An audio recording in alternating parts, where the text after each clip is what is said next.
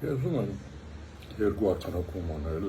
մեկը, որ Հայաստանը ավտորիտար պետություն է, եկեք սա իսկապես բոլորս գիտակցենք, արձանագրենք, որտեղ եթե սա մենք չենք անում,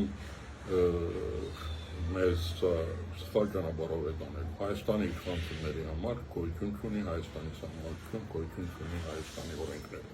Նրանք անում են ինչ ուզում են։ Եվ այս վերջի շրջանի դերի ունեցած դրան նախորդող շրջանի բոլորը գալիս են գոչելու, որ իսկապես Հայաստանը այսօր ավտորիտար պետություն է։ Եկեք սա արձանագրենք։ Մեր ժողովուրդը սա լավ պետք է գիտակցի, որովհետեւ հետագային ինչ-որ արվելու է, լսելու ենք, տեսնելու ենք, ոչ զարմանանք, ոչ ապշենք, ասենք ոնց եղավ,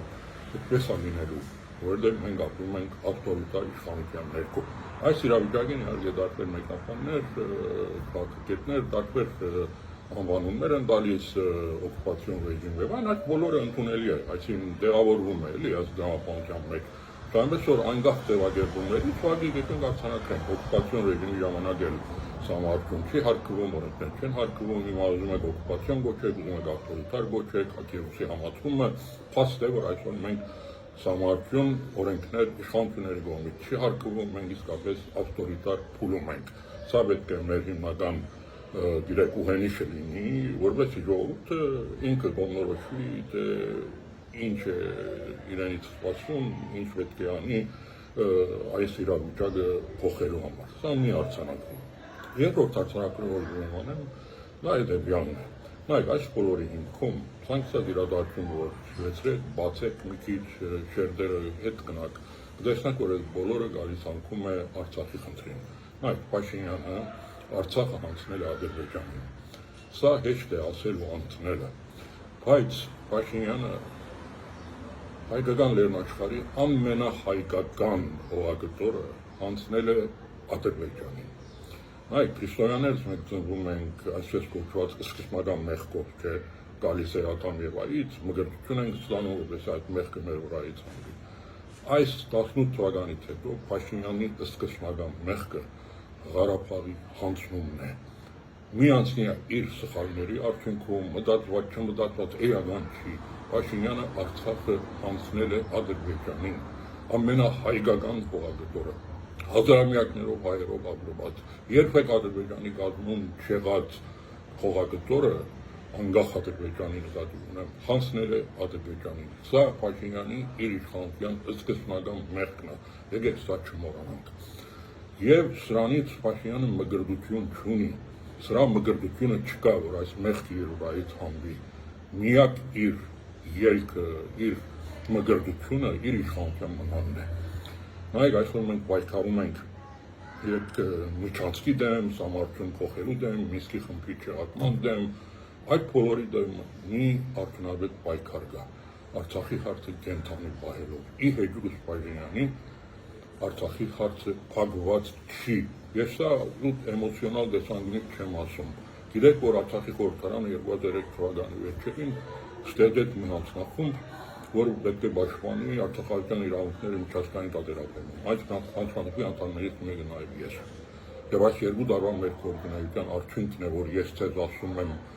այսօր միջազգային հանրության համար Արցախի հարցը փակված չի։